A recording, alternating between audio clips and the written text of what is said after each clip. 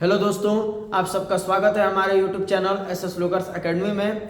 आज हमारा जो है हिंदी सब्जेक्टिव क्वेश्चन के सीरीज का जो है 5वां दिन है, जिसमें हम लोग जो है आज हिंदी के जो महत्वपूर्ण सब्जेक्टिव क्वेश्चन है जो एग्जाम में पूछे जाने वाले हैं उसको हम लोग करेंगे। तो आप लोग जो इस वीडियो को आखिरी तक जरूर देखिएगा और वीडियो अच्छा लगे तो अपने दोस्तों में जरूर शेयर कीजिएगा। तो चलिए आज का हमारा जो है हिंदी का सबसे पहला प्रश्न पे चलेंगे हम लोग। पहला नंबर प्रश्न कह रहा है कि जाड़ा क्या है, मौत है और निमोनिया से मरने वाले को मुरब्बे नहीं मिला करते। वजीरा के इस कथन का क्या आशय है? तो इसका उत्तर होगा कि जाड़ा क्या है, मौत है और निमोनिया से मरने वाले को मुरब्बे नहीं मिला करते। वजीरा के इस कथन का आशय अपने मित्र लहना सिंह के प्रति मैत्रीपूर्ण प्रेम है। वजीरा सिंह ऐसा इसलिए कहता है क्योंकि लहना सिंह बोधा सिंह को ठंड से बचाने के लिए अपना दोनों कंबल एवं जर्सी भी उतार देता है और खुद सिगड़ी के सहारे जो है रात गुजारता है। लहना सिंह बोधा सिंह के बदले खाई पर भी पहरा देता है। वो बोधा को अपने सूखे लकड़ी के तख्ते पर जो है सुलाता है और खुद कीचड़ में पड़ा रहता है। ठीक, इसके बाद कहा जा रहा है कि इन सब दृश्यों को देखकर वजीरा सिंह लहना सिंह से, वजीरा सिंह जो लहना होगा, ठीक ना, लहना सिंह से कहता है कि बोधा सिंह को बचाते बचाते कहीं तुम भी ठंडे ना पड़ जाओ, और यहाँ ठंड इतनी पड़ रही है कि व्यक्ति को शीघ्र ही निमोनिया हो जा रहा है और निमोनिया से मरने वाले को मुरब्बे नहीं मिला करते, अर्थात नहरों के पास की जमीन जो नसीब नहीं होती। तो ये पहला नंबर जो हमारा प्रश्न है आज का, उसका उत्तर है कि जाड़ा क्या है, मौत है और निमोनिया से मरने वाले को मुरब्बे नहीं मिला करते। तो उस प्रश्न का यह उत्तर है, ठीक ना।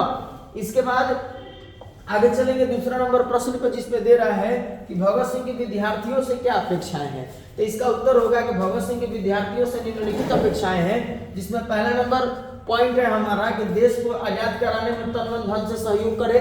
दूसरा नंबर पॉइंट कह रहा है कि विद्यार्थी अलग अलग रहते हुए भी अपने देश के अस्तित्व की क्या करे, रक्षा करे, ठीक, और वो इनका क्या होगा, परम कर्तव्य होगा। तीसरा नंबर पॉइंट में कह रहा है कि अपने पढ़ने के साथ साथ जो है राजनीति का भी ज्ञान जरूर रखे और जब जरूरत पड़े तो देश के लिए जो जंग के मैदान में भी वो कूद पड़े। इसके बाद कह रहा है कि वे एक भारी क्रांति के लिए जो हमेशा तत्पर रहे। तो ये हमारा जो दूसरा नंबर प्रश्न का उत्तर है कि भगत सिंह जो विद्यार्थियों से क्या अपेक्षाएं रखते हैं। इसी तरह आगे चलेंगे तीसरा नंबर प्रश्न पे, जिसमें दिया जा रहा है कि चंपारण में शिक्षा की व्यवस्था के लिए गांधी जी ने क्या किया था। तो इसका उत्तर होगा कि कहा जा रहा है कि गांधी जी के विचार से आर्थिक समस्याओं को दूर करने का एकमात्र उपाय था शिक्षा था। ठीक, गांधी जी ने चंपारण में शिक्षा के लिए जो है वहां के 3 गांव बढ़हरवा, मधुबन, भितिहरवा और में आश्रम विद्यालय स्थापित किए और उन विद्यालयों की जिम्मेदारी गुजरात महाराष्ट्र से आए कार्यकर्ताओं को दिए। और फिर इसके बाद कहा जा रहा है कि विदेशों से शिक्षा प्राप्त शिक्षक वहां रखे गए और ताकि संचालन जो अच्छे से हो सके। ठीक, इसके बाद दिया जा रहा है कि बढ़हरवा जो विद्यालय था उसमें किनको नियुक्त किया गया। तो इंजीनियर श्री बबन जी गोखले को और उनकी पत्नी अवंतिका बाई गोखले को जो है चलाने के लिए वहां पे नियुक्त किया गया बढ़हरवा आश्रम में। इसके बाद अगर हम बात करेंगे भितिहरवा आश्रम का, तो भितिहरवा आश्रम और मधुबनी आश्रम दिया है।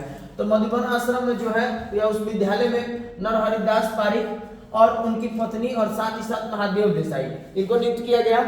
इसके बाद भितिहरवा आश्रम में जो कहा जा रहा है कि वहां पर अध्यक्ष के रूप में डॉक्टर देव और सोमन जी जो है नियुक्त किए गए और इसके साथ अलावा जो पुंडलिक जी वहां रहे और कस्तूरबा जो गांधी जी की पत्नी थी वो भी स्वयं वहां रह करके जो है वहां पर इस विद्यालय का संचालन की थी। तो ये हमारा जो है तीसरा नंबर प्रश्न का उत्तर है। इसके बाद अगर बात करेंगे चौथा नंबर प्रश्न का, जिसमें दिया जा रहा है कि छत्रसाल की तलवार कैसी है, वर्णन कीजिए। तो इसका उत्तर होगा कि छत्रसाल की तलवार युद्ध भूमि में प्रलयकारी सूर्य की किरणों की तरह जो है मयान से निकलती है।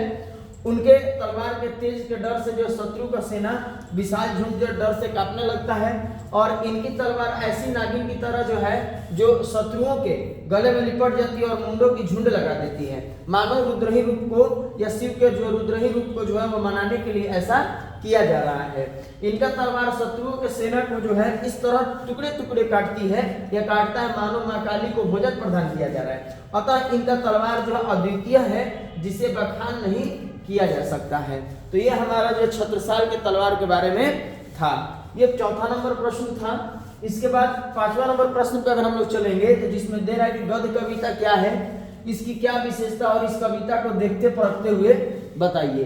तो यहाँ गद्य कविता जो है क्या होगा, तो पाठ में हम लोग पढ़े हैं कि हार जीत पाठ जो है, हार जीत पाठ जो क्या है, गद्य कविता है तो कहा जा रहा है कि जो कविता परंपरागत कविताओं की तरह न होकर या छंदों से मुक्त होकर गद्यात्मक रूप से लिखी जाती है उसे क्या कहते हैं, गद्य कविता कहते हैं। यह पिछले 15-20 वर्षों से लिखी जा रही है और इसकी विशेषता जो क्या है, निम्नलिखित है। जिसमें पहला नंबर पॉइंट कह रहा है इसमें संगीतात्मकता तथा गेयता का जो है अभाव होता है। उसके बाद दूसरा पॉइंट कह रहा है कि यह वास्तविकता को सभी के सामने जो है लाती है। तीसरा नंबर पॉइंट कर रहा है कि यह छंद से मुक्त होती है। उसके बाद चौथा नंबर पॉइंट कर रहा है कि इसकी भाषा आम बोलचाल की भाषा होती है। इसके अलावा आगे बात करेंगे तो छठा नंबर प्रश्न हमारा है, यहाँ तक ही जो हमारा 5वां नंबर प्रश्न था। तो अपना जो है गद्य कविता किससे कहते हैं वो हो गया, और इस कविता की विशेषता क्या है वो बता दिया गया। तो यही हमारा जो है 5वां नंबर प्रश्न का उत्तर है, तो आप लोग जरूर इसको याद रखिएगा। इसके बाद आगे देखेंगे छठा नंबर प्रश्न को, जिसमें दे रहा है कि गांव के घर की रीढ़ क्यों झुरझुराती है, इस झुरझुराहट का क्या कारण है। यहाँ प्रश्न कर रहा है कि गांव के घर की रीढ़ क्यों झुरझुराती है और इस झुरझुराहट का क्या कारण है। तो इसका उत्तर होगा कि गांव के घर की रीढ़ इसलिए झुरझुराती है क्योंकि बढ़ते शहरीकरण के इस युग में उनके नष्ट होने का खतरा पैदा हो गया है और उनके लिए अपनी संस्कृति, परंपरा तथा अस्तित्व को बचाना बहुत ही कठिन है। और इसके जो क्या है, निम्नलिखित कारण है, जिसमें पहला नंबर है गांव में आधुनिक होने का होड़ लगा है। दूसरा नंबर पॉइंट कर रहा है कि एक समय हुआ करता था जब गांव के झगड़ों को गांव में ही निपटा दिया जाता था, लेकिन आज तो न्यायालय जाना पड़ रहा है। तो ये एक मतलब कि लेखक कह रहे हैं, कवि के द्वारा जो पाठ दिया गया है गांव का घर, तो उसमें गांव के घर के रीढ़ झुरझुराने का वर्णन किया गया। तो रीढ़ झुरझुराने का कारण यही है। इसके अलावा आगे भी और भी बातें बताई गई हैं, जिसमें कहा जा रहा है कि शहरीकरण जो है कि इस युग में इंसान जंगलों को लगातार काटते जा रहा है। इसके अलावा अगला पॉइंट कह रहा है कि अदालत और अस्पताल के परिसर भी अब प्रदूषित हो गए हैं। तो ये सभी जो है कारण थी जिससे गांव की रीढ़ जो वो झुरझुरा गई है। तो ये हमारा जो है 6 नंबर प्रश्न का उत्तर था। इसके बाद अगर हम 7वां नंबर प्रश्न को देखेंगे, जिसमें दिया गया है कि कवि की स्मृति में घर का चौखट इतना जीवित क्यों है। कवि की स्मृति में घर का चौखट इतना जीवित क्यों है। तो इसका उत्तर होगा कि कवि की स्मृति में घर का चौखट इसलिए इतना जीवित है क्योंकि घर की चौखट घर की सीमा को बताती है, जहां पर बड़े बुजुर्गों को ठहर कर या संकेत देकर अंदर आना पड़ता है। ठीक घर की महिलाएं इसी चौखट पर सहजन का गोंद लगाए रखती हैं, जिससे वे अपनी बिंदिया चिपका सके, और इसी चौखट की बगल में गेरू रंग से पुती दीवार पर दूध के डूबे अंगूठे के निशान जो है वो अंकित रहते हैं। तो इसलिए जो है कवि की स्मृति में घर का चौखट जो है आज भी जीवित है। तो ये हमारा 7वां नंबर प्रश्न का जो है उत्तर था। तो आज जो हम लोग टोटल जो हिंदी का महत्वपूर्ण सब्जेक्टिव क्वेश्चन है, सब्जेक्टिव क्वेश्चन, उसका हम लोग जो है टोटल 7 प्रश्नों को किए। टोटल 7 प्रश्नों को हम लोग किए। इसके अभी आगे जो है हम लोग अपने सीरीज को आगे चलाते रहेंगे। तो आप लोग जो है इन सारे प्रश्नों को जरूर से पढ़ लीजिएगा, नोट्स बना लीजिएगा और याद जरूर कर लीजिएगा। और इसका अगर पीडीएफ नोट्स चाहिए आप लोगों तो हमारे टेलीग्राम चैनल को ज्वाइन कर लीजिएगा, जहां पर आपको फ्री में पीडीएफ मिल जाएंगे। बाकी आगे के वीडियोस के लिए जो है तब तक हमारे चैनल से जुड़े रहिए। धन्यवाद।